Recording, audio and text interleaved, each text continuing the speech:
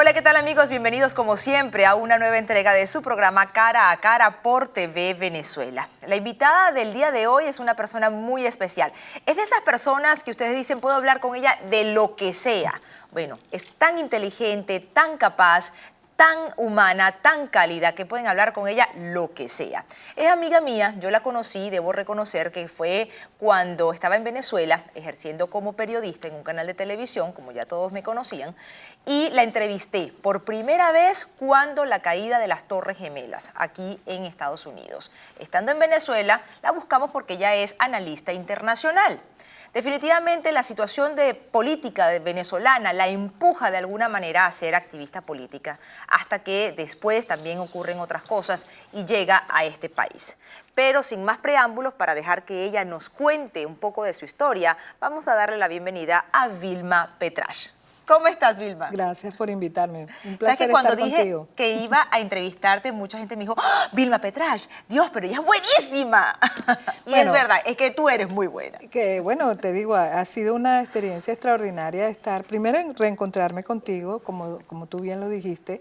Nos conocimos desde que yo era profesora universitaria en Venezuela. Después tú fuiste mi profesora. Exactamente, fuiste mi alumna en el área de Relaciones Internacionales.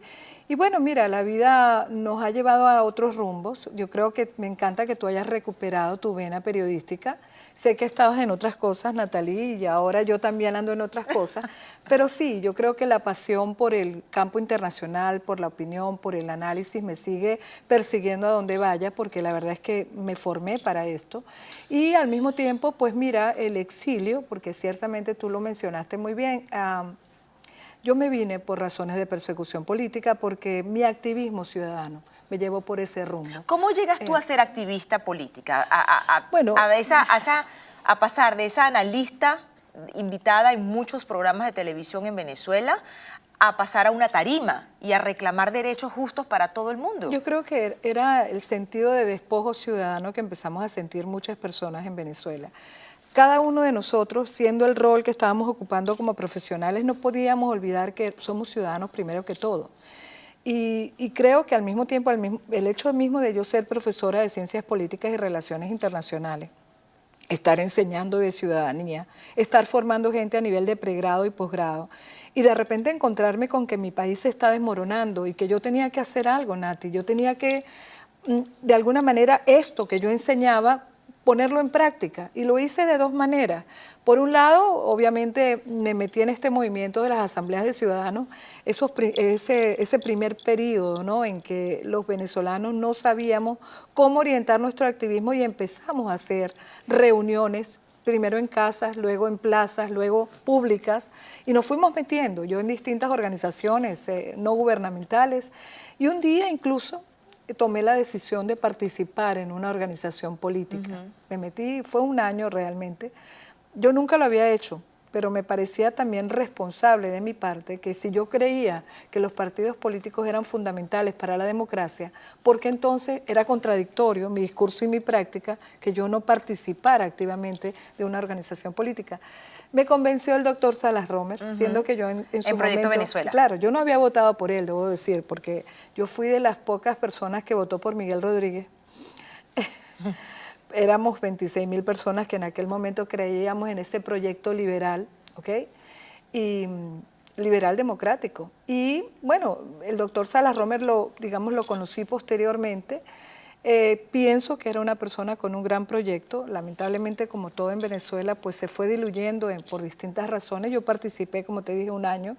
Fui coordinadora política de la región capital de Proyecto Venezuela. Me siento muy orgullosa de la gente que conocí, entre ellos, por ejemplo, ese extraordinario diputado que lo sigue haciendo hasta el momento actual, que es Carlitos Berrizbeitia, a quien le tengo una profunda admiración. Por supuesto, el equipo, digamos, he sido en contacto on and off, tú sabes, con las distintas personas del partido Proyecto Venezuela, pero yo te diría que fundamentalmente ese periodo fue una enseñanza muy importante porque yo vi la otra Venezuela, no la Venezuela que ves desde la academia o desde el activismo de Caracas, sino que pude meterme en el país. Fui al interior, fui incluso a Caracas, a los barrios más donde la gente vive en estado de necesidad profunda. donde esa otra Venezuela que ve la clase media o zonas de Caracas, que bueno, ya tú sabes que eso también se ha diluido en Venezuela, porque lamentablemente el país se ha desmoronado a todos los niveles, pero digamos que vi ese otro país y me conecté con la venezolanidad de otra manera, con un sentido mucho más comprometido. Bueno, obviamente... Ayudó en tu formación, en tu crecimiento, totalmente. como Además que ser creo humano, como activista, como creo, ciudadana. Nati, que de lo contrario, mira, aquel que hace pura academia desde su cúpula de cristal o desde su ivory tower, como dice, su torre de marfil, ¿no? Mirando el mundo desde la academia y el análisis frío y sin entender o sin involucrarse, sin asumir un compromiso, creo que pierde la mejor parte del proceso de ser analista o politóloga o como yo, análisis internacional y político. Yo tengo que conectarme, además con una realidad complicada que yo creo que muchos de nosotros, porque debo decir, yo jamás creí en Chávez ni lo que él representaba, de manera que siempre empecé a tomar una actitud distante y crítica frente a esto, porque fundamentalmente creo en el concepto liberal de la democracia, filosóficamente hablando, donde obviamente se separan las esferas públicas de la privada, donde hay un sentido de compromiso ciudadano, donde hay separación de poderes, donde todos esos elementos, digamos, constitutivos de la democracia se ponen en práctica y donde existe el concepto de que la mayoría, existe el gobierno de la mayoría, que es la democracia, pero sin pisotear los derechos de las minorías, que es el balance perfecto del proceso democrático. Obviamente yo creía en todo eso y lo puse en práctica. Me costó porque me hice muy visible, sobre todo porque tú te acuerdas, Nati, que yo era analista de temas políticos norteamericanos. Totalmente. Siempre, y todavía lo sigo siendo. Exacto, era todavía la lo sigo especialista siendo, en materia claro. de Estados Unidos. En política interna, política internacional, y esta gente, digamos, del castrochavismo en Venezuela me empezaron a identificar como una especie de agente del imperio. En alguna oportunidad recuerdo que Ernesto Villegas me preguntó si yo era prima de Bush. Esos tipos de, perdónenle que se los diga a la gente, bueno, estupideces ideológicas. Y entonces ese cretinismo ideológico que de alguna manera no te permite diferenciar entre una persona que, por cierto, yo lo único que le respondí es que, bueno, nunca he visto el cheque. Si yo fuera contratada por el imperio, bueno, ¿dónde están los cheques? A lo mejor los están reteniendo en algún lugar porque nunca los he recibido. Nunca te llegaron. Sí, o sea, a una pregunta absurda hay respuestas también que van en el nivel de la... Pero hasta ese punto llegan, porque tú conoces a Ernesto de hace mucho tiempo también. Además, él era periodista, después se volvió un activista político. Claro, del Universal estuvo muchísimo tiempo, cubría la fuente política en varias oportunidades. Bueno, ellos son 3 hermanos, Ernesto, Mario y Vladimir. Bueno, de hecho, inclusive yo tenía una relación, digamos, más profesional, más cercana antes de que a Vladimir Villegas lo nombraran embajador en México, que también hizo ese triple salto mortal y se transformó. Ahora vuelve a ser un poco más, como más centrista, entre comillas, yo no sé.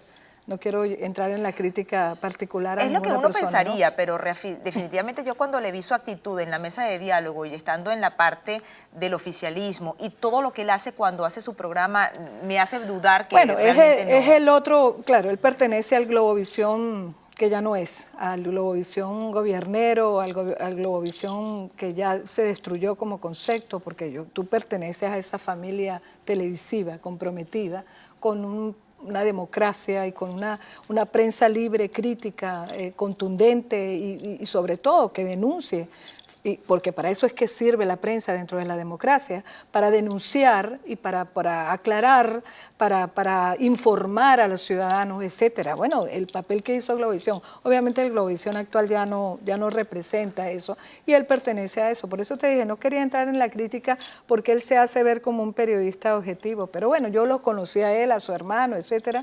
Conocí a gente como ellos que bueno, yo tenía bastante contacto con todo el mundo porque me correspondía como analista político, pero siempre me empezaron a etiquetarme. En algún momento inclusive gente de la oposición me llamó radical. Me llamó radical como hoy llaman a María Corina Machado, porque nosotros, los que creemos en la democracia, no podemos ser... Mira, los principios democráticos no se pueden negociar. Tengo que hacer una pequeña pausa, pero al regreso quiero que terminemos ese concepto. No se puede negociar. ¿Y qué pasó con Vilma Petrach una vez que estaba en Proyecto Venezuela? ¿Qué te hace salir y venirte a este país? Eso va a ser al regreso de comerciales. No se vayan, al regreso mucho más con Vilma Petrach.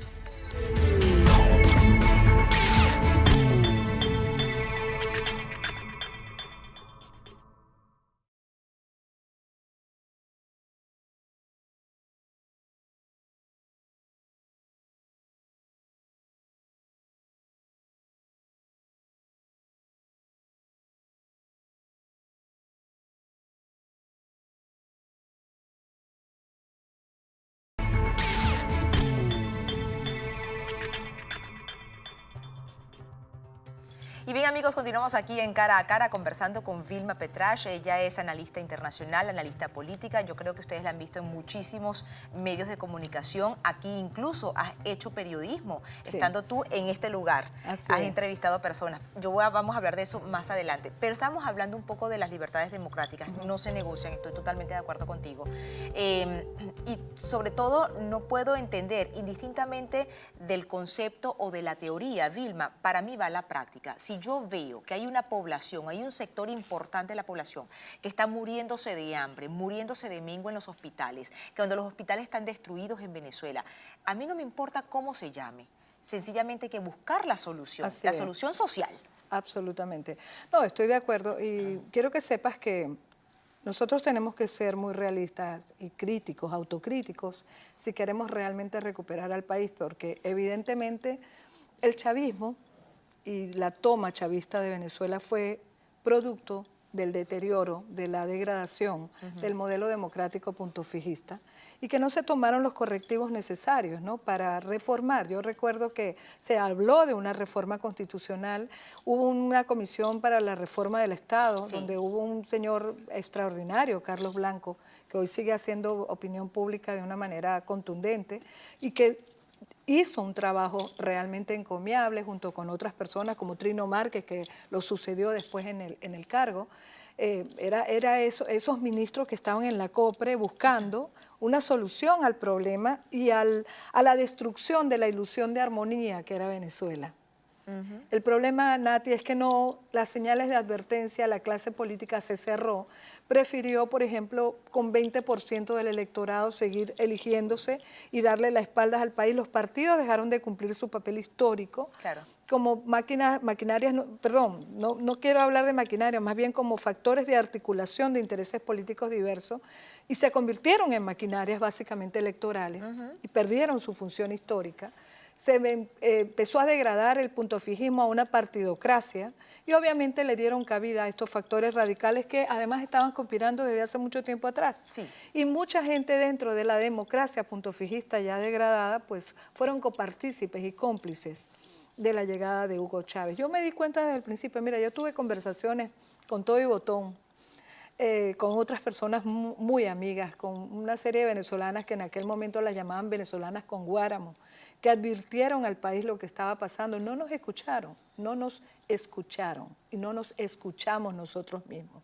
No hicimos lo que teníamos que hacer y cometimos el error de meternos en este atajo, porque hay una Venezuela que buscó atajos, creyendo que con Chávez iban a solucionar rapidito los problemas que tenía Venezuela. Bueno, y nos metimos en este abismo en el cual ha caído el país y una destrucción institucional como nunca se ha visto en la historia de nuestra patria. Porque yo quiero incluso advertir a la gente que está viendo y que va a ver tu programa. Por ejemplo, para mí el madurismo, hay que hablar de madurismo, es la etapa represiva y degradada del castrochavismo. Ya una cosa verdaderamente, nunca se había visto estos niveles de represión y destrucción, pero es consecuencia precisamente de toda la destrucción chavista.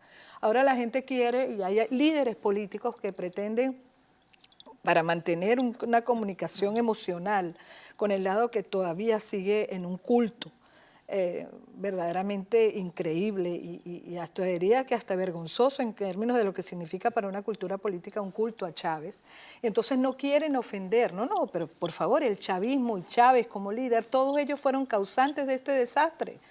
También hay que darle la responsabilidad a la clase política histórica que contribuyó a que Chávez llegara. Es decir, hay una serie de elementos que hay que identificar. El diagnóstico ya lo tenemos. Que fueron cómplices en el momento. Que fueron cómplices totalmente. Para solucionar, porque yo creo que hay una Venezuela constructiva que, por cierto, se está viendo en todas partes. Nosotros hoy por hoy somos los patriotas que no éramos. Somos hoy los comprometidos, la venezolanidad, ese amor profundo, esa pasión de patria, la tenemos hoy en todas partes. Ese venezolano que hace un recorrido de 1.500 kilómetros fuera de su país para ir a votar, es un venezolano que ama a Venezuela. Ese venezolano que hoy hace ayuda humanitaria y todo para ayudar a los jóvenes que están dando su vida por la patria, porque en Venezuela sentimos que se está matando, se está asesinando el futuro, efectivamente a través de nuestros jóvenes. Pues obviamente ese venezolano es un un amante profundo de la patria. Eso no lo teníamos antes. Tenemos el capital humano, tenemos la pasión para recuperar la patria. ¿Nos ha fallado el liderazgo? Sí, en muchos sentidos, pero creo que hay líderes extraordinarios. ¿Cómo has visto que la están oposición haciendo. tú?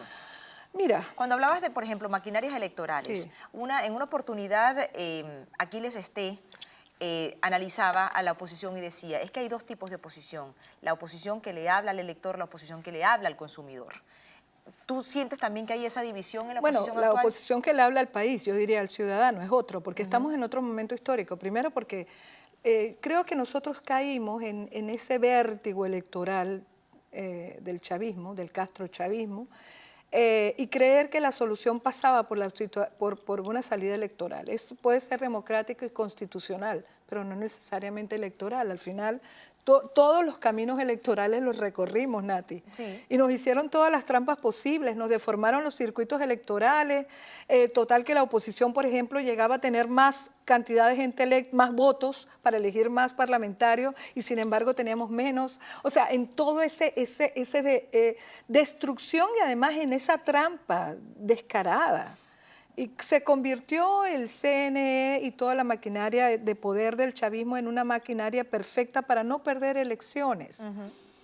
Creo que hay gente que siguió cayendo en la trampa y tal vez sigue cayendo en la trampa, porque hay una oposición que mientras nos están destruyendo a los jóvenes, que nos están destruyendo al país, que mientras están desmantelando todo prácticamente, donde lo único que le queda es la cara descarnada de la represión, están hablando en un lenguaje que como que está desconectado con lo que está sintiendo la gente, con ese venezolano que tiene que pasar 5 o 6 horas mientras su hijo está en la calle o está en la cárcel, ella está haciendo 5 o 6 horas de cola para conseguir los bienes básicos.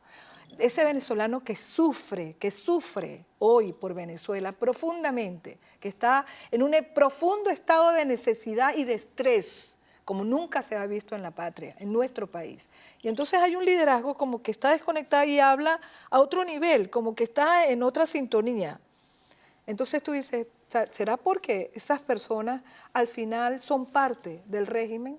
Cuando tú eres gobernador o alcalde, salvo ciertos casos muy particulares que, bueno, están presos o están despojados de sus atribuciones, de sus facultades. Sí. Caso Ledesma, caso Ceballos, caso Escarano, o sea... la misma María Corina. María Corina, despojados exactamente. Por hacer lo que tienen que hacer, entonces esa oposición es la que llaman radical. Y resulta que son los que tienen la razón histórica, la razón democrática, la razón política.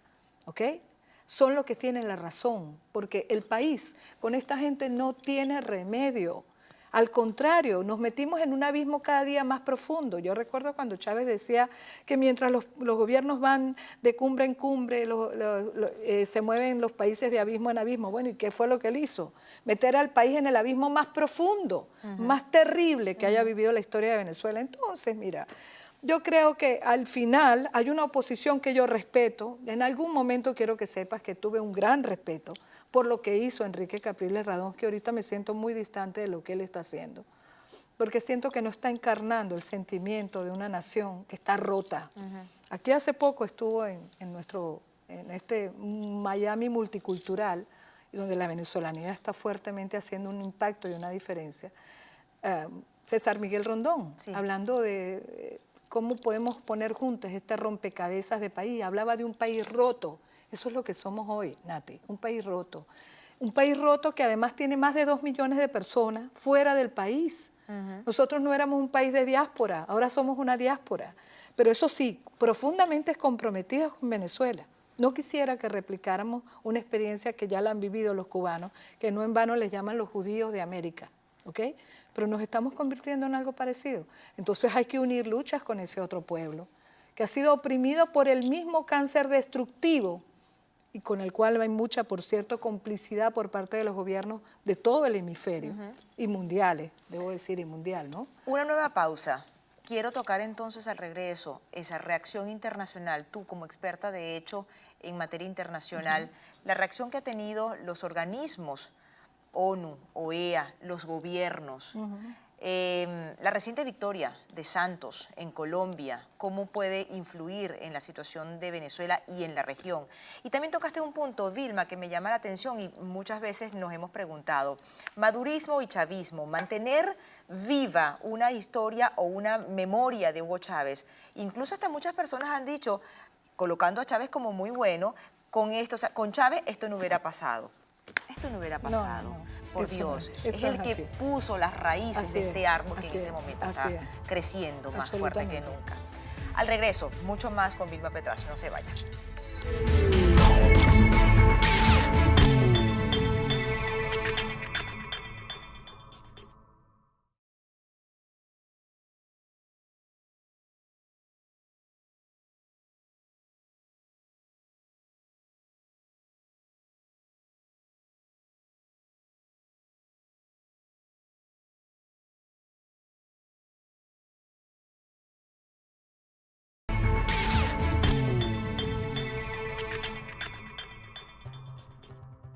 Y bien amigos, continuamos aquí en Cara a Cara por TV Venezuela. Rápidamente quería recordarles nuestras redes sociales que las tienen allí en pantalla y también decirles que nos ayuden a regar la voz porque fuera del territorio de Estados Unidos, TV Venezuela también se puede ver a través de la señal de www.tvvenezuela.tv. Ahí también la tienen en pantallas. Esto les recuerdo es fuera del territorio de Estados Unidos y después de las 5 de la tarde, hora del este de Estados Unidos. Vamos a seguir entonces conversando con Vilma Petrasch. Ella es internacionalista, analista, humana, un ser social, sencillamente. Estábamos tocando el punto del chavismo, el madurismo. Hay personas que incluso han dejado colar la idea siquiera de que con Chávez esto no hubiera ocurrido. Ese deseo, Vilma, de mantener viva la memoria de Chávez, que Maduro cada día se quiera parecer más a ese líder. Al principio se entendía porque evidentemente no goza del carisma que gozaba el difunto. Sencillamente era una persona que había sido colocada a dedo, escogida por él, y de alguna manera se respetaba en los círculos cercanos. Y así se le impuso al pueblo venezolano. Sin embargo, hay una fracción también que dice, oye, no, yo soy chavista o me inclino más hacia las políticas que estaba iniciando Hugo Chávez y no, por supuesto, lo que está haciendo Nicolás Maduro. Bueno, lo que pasa es que Chávez tuvo la potencia petrolera toda funcionando tanto para comprar votos y conciencias en Venezuela, para poner las misiones, por cierto, por consejo de Fidel Castro, porque acuérdate que de esa manera fue que ganó el revocatorio, o por lo menos ganó. Tú sabes que siempre hay un margen importante de duda al respecto, pero en todo caso la manipulación que hizo para conseguir y comprar votos de una manera del clientelismo más descarado, ¿no? Convertir en cliente literalmente a la población a través de estas misiones.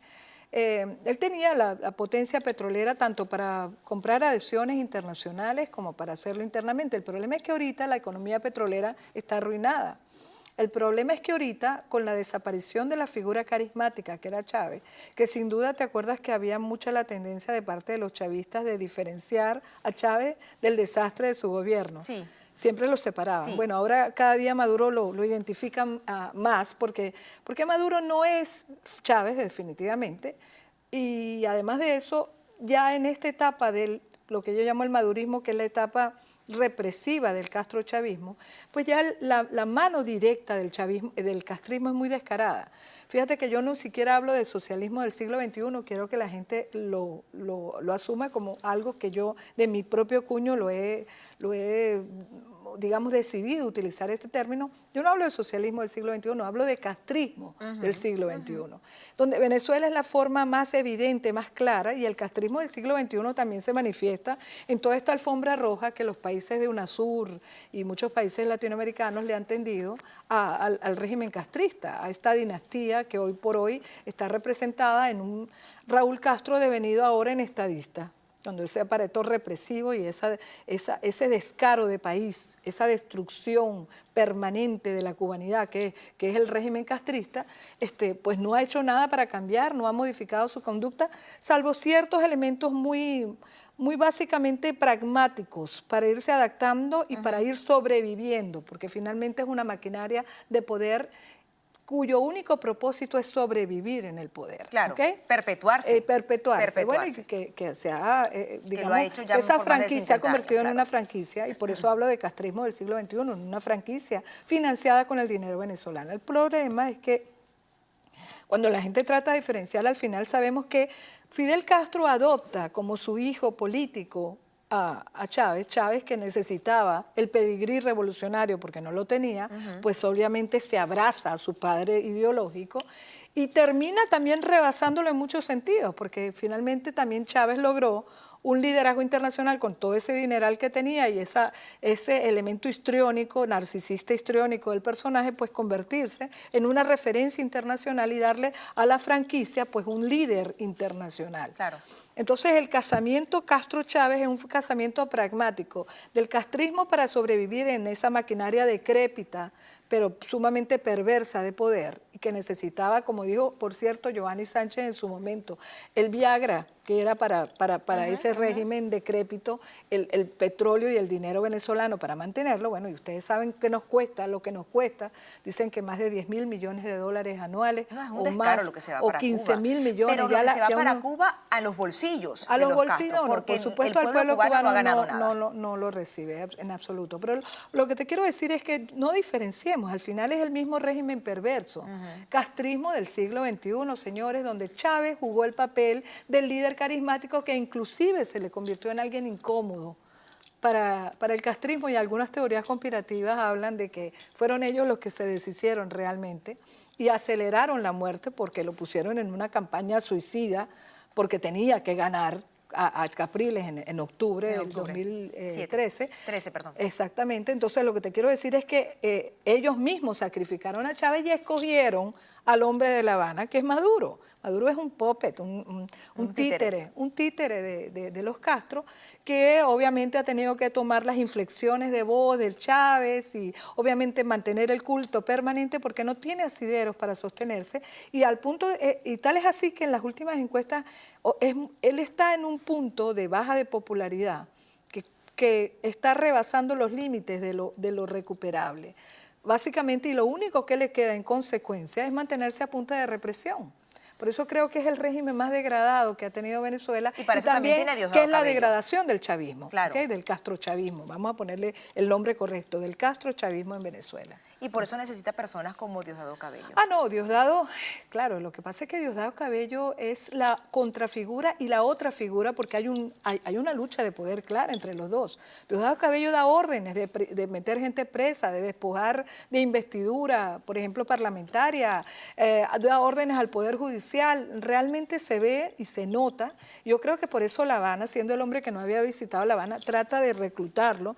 Lo que pasa es que Diosdado pertenece a los militares resentidos que consideraban que su momento le debió llegar y no le llegó. Y yo creo que se expresa su resentimiento en su conducta atropellante, no atropellada, atropellante al propio régimen, porque él necesita además que esa cara fea se vea y se manifieste y también decir yo soy el verdadero poder. Ahí hay una lucha verdaderamente, bueno, cualquiera que la analice con cierta, digamos, detalle, se da cuenta que obviamente hay dos líderes, entre comillas, yo creo un líder más militar, tropero, obviamente muy rico, muy corrupto, que se llama Diosdado Cabello, y un líder escogido por La Habana. Y esos factores están entre sí en una fuerte tensión, más todo el elemento degradante que hay alrededor de la cleptocracia castrochavista en Venezuela. Pero de todas maneras yo creo también, Vilma, que la posición de Diosdado es muy cómoda en este momento.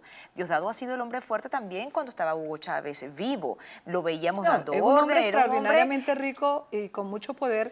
Pero y bastante además, hábil. Y bastante hábil que yo creo que no le interesa ser presidente. No, porque desde el punto, verdadero poder. Porque él es el verdadero poder. Desde el punto donde está, él está súper cómodo, que es lo peor de todo. Sí, pero además él es profundamente descarado.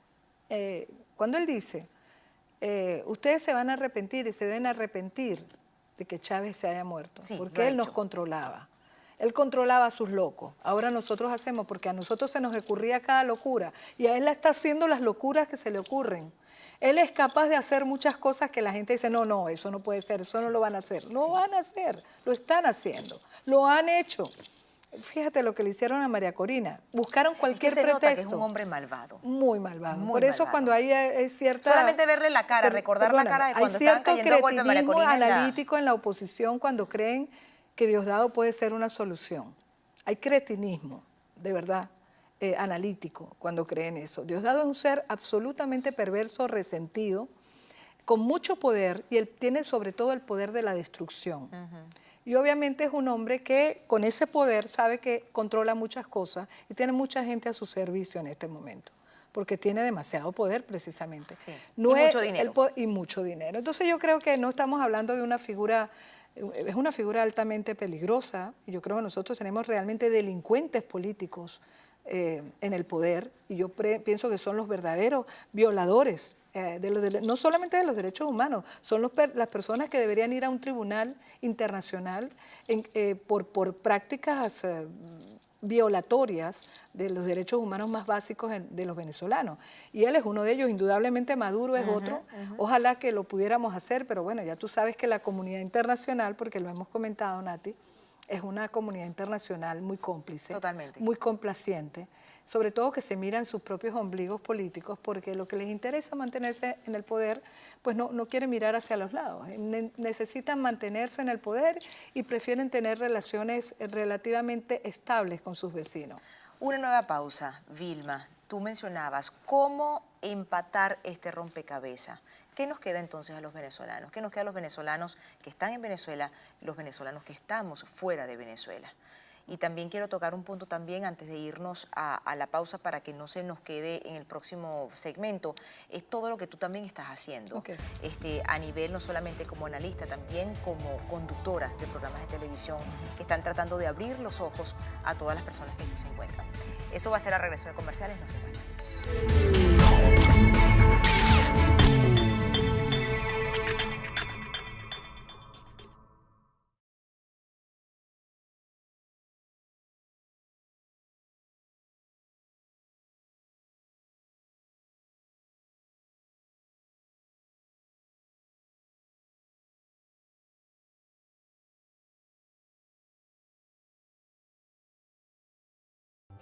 A la hora de decorar, amoblar, darle color y vida a cualquier espacio en su casa u oficina, le invito a que piense en Caligaris Miami Store. Caligaris es una tienda que le ofrece lo mejor del diseño y la elaboración italiana en sillas, mesas, sofás, juegos de cuarto, de comedor, accesorios y mucho más. Por 90 años, Caligaris ha sido excelencia en la elaboración de piezas para su hogar. Caligaris ahora está aquí también en Miami, donde tienen la oportunidad de ustedes de acudir para disfrutar de lo mejor en asesoría de muebles y decoración. Caligaris Miami Store.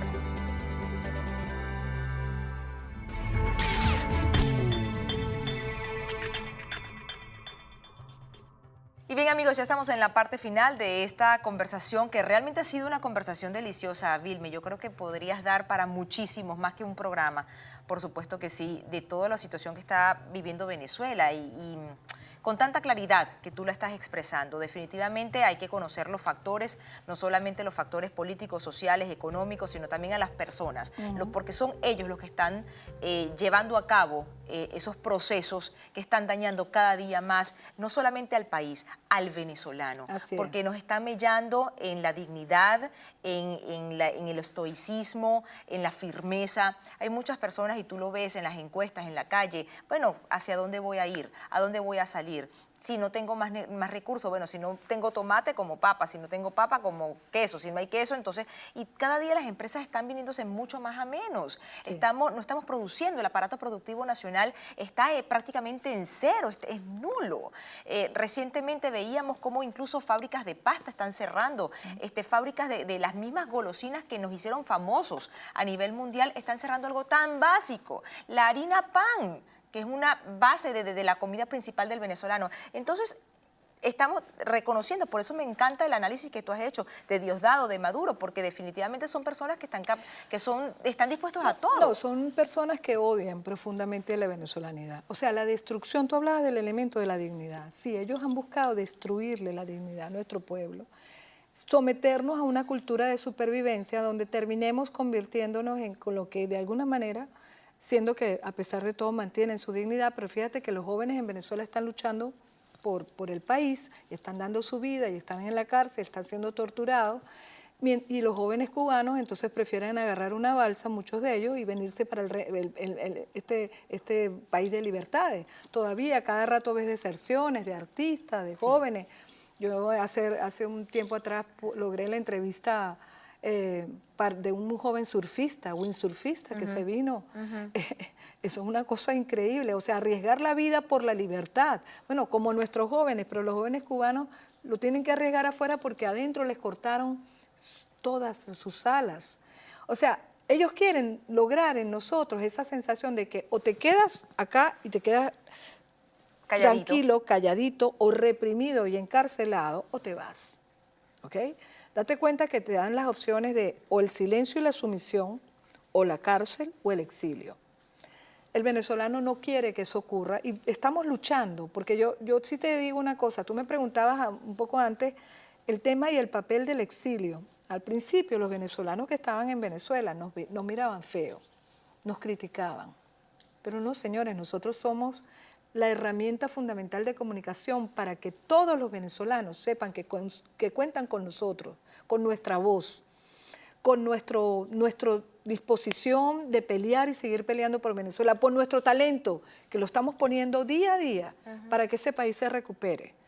Porque ciertamente tú sabes lo duro que es vivir cuando la gente cree que, bueno, es que estamos viviendo un exilio dorado. No, no. Nosotros vivimos aquí para trabajar con mucho sacrificio. De hecho, tú te has involucrado muchísimo en canales de televisión que tenían un corte siempre un poco más cubano por estar pendiente pues, de la información cubana y has logrado conectar con Venezuela hasta llegar al punto de estos grandes periodistas del sur de la Florida, hacernos caer en cuenta en que también hay que mirar hacia Venezuela. Sí, yo te diría una de las cosas, bueno, la vida te trae por distintos rumbos, yo tengo que darle las gracias a empresarios de televisión locales que realmente me hicieron una carrera en el área de producción de televisión.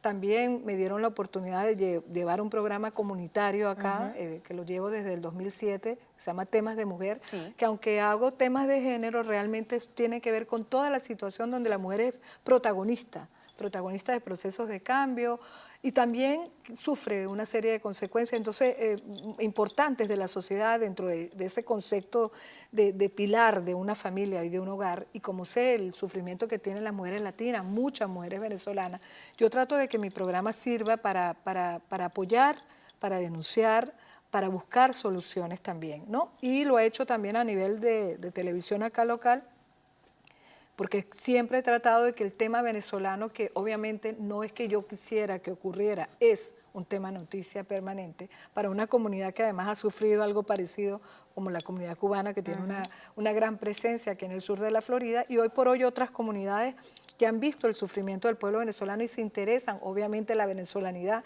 que hoy por hoy está además provocando importantes cambios culturales, por ejemplo, acá en el sur de la Florida, porque hay una presencia contundente, profesional. Entonces, yo he tratado de que todo ese espacio donde yo pueda trabajar, el venezolano y lo venezolano se manifieste, se proyecte en su mejor dimensión, pero también para denunciar, para buscar de alguna manera que el mundo se entere de lo que está pasando en Venezuela. Entonces hemos puesto nuestros talentos profesionales a ayudar a la causa venezolana. Creo que no soy la única. Tú sabes que los procesos de exilio obligan a la gente a reinventarse. Yo obviamente me he reinventado, sigo siendo académica, pues tú sabes, mi pasión sigue siendo el análisis internacional, he tenido programas también de corte internacional, también hago opinión sobre temas políticos latinoamericanos e internacionales y sobre todo también de temas de Estados Unidos, de política nacional norteamericana, pero lo que te quiero decir es que todo esto, uno es un compuesto de lo que viene siendo desde tu país, más lo que te hace ser. El exilio te convierte en un ser con sentidos de pérdidas profundas, con grandes nostalgias, pero también con grandes arraigos. Y te conviertes en algo donde multiplicas lo que eres y buscas otros rumbos porque te reinventas. Yo me he reinventado, como te reinventaste tú, Nati, yo sé que tú eres más autoexiliada que exiliada, pero también has sufrido las consecuencias de ese país roto que hoy tenemos en Venezuela, de ese país que nos obliga muchas veces a buscar horizontes en otros lugares. En el caso mío, yo hubiese querido permanecer, no pasó, no ocurrió, en parte por una decisión más familiar que personal. La respeto en el tiempo, me duele todavía y yo quiero que sepas que esos primeros 6 meses de haberme venido fueron la peor pesadilla de mi vida. Sí. Esos primeros 6 meses fueron sumamente dolorosos, hasta que me llegó una llamada telefónica de un profesor cubano, que hoy ya no vive, se llama Juan Clark, murió hace un tiempo atrás, que había ido a mi casa yo recién llegada, como exiliada, y me pidió mi currículum. Entonces me dijo, ¿por qué no entras a enseñar? Te vas a recuperar. Es un proceso curativo para ti. Y a los 10 minutos de yo tener mi permiso de trabajo empecé a enseñar. Me llamaron del Miami-Dade College y empecé a enseñar y empecé mi carrera como académica acá. Lo que te quiero decir es que es como que todo te va conectando. A esa persona, por cierto, es bien particular y quiero rendirle un homenaje a Juan Clark, quien ya falleció, pero él hizo un libro dedicado a Cuba, que fue una obra magna, maestra, que yo recuerdo que la última persona con la que yo hablé antes de salir al exilio, que era un señor que vendía periódicos muy cerca de mi casa, con quien yo tenía una excelente relación humana y de amistad, en la entrada, por cierto, de la Unión.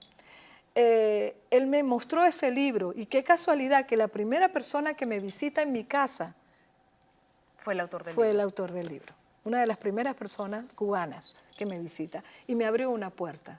¿Y el señor vendedor de periódico era cubano? No, venezolano. ¿No? Venezolano. Te estoy hablando en Venezuela. Pero te mostró el libro. Me mostró el libro de Juan Clark, un libro dedicado al tema de la Revolución Cubana y de todo lo que ha significado para la destrucción de la cubanidad, ¿no? Entonces como que me quedó esa marca. Entonces yo digo que yo he llegado a la conclusión, Nati, que no existen casualidades, sino causalidades. Totalmente. Y hay unas cosas que te van llevando a otras. En otra ocasión llegué y un venezolano me puso en contacto con una persona para organizar precisamente las primeras elecciones donde ganó Barack Obama en el 2008, para ayudar a organizar seminarios sobre política de Estados Unidos porque sabía que yo tenía una trayectoria. Claro. Y eso me generó una serie de contactos con universidades españolas donde hoy por hoy soy coordinadora aquí en Estados Unidos de una maestría en imagen y comunicación política, y al mismo tiempo esa oportunidad me llevó a ir a un canal de televisión a invitar al que era entonces el jefe de noticias, y entonces el dueño de ese canal me ofreció trabajo y de ahí se generó mi carrera como productora de televisión. Lo que te quiero decir como es... productora y como conductora, y como también, conductora, también exactamente, estás en radio. Exactamente. Estás en radio, estás en televisión y estás creciendo muchísimo. Yo creo que todas estas cosas, como tú dices, no hay casualidades, hay causalidades. Y todas te fueron de alguna manera enrumbando en ese camino que estaba destinado para ti. Yo creo que sí, y creo que siempre los venezolanos sabrán que por lo menos en Vilma Petrach, venezolana,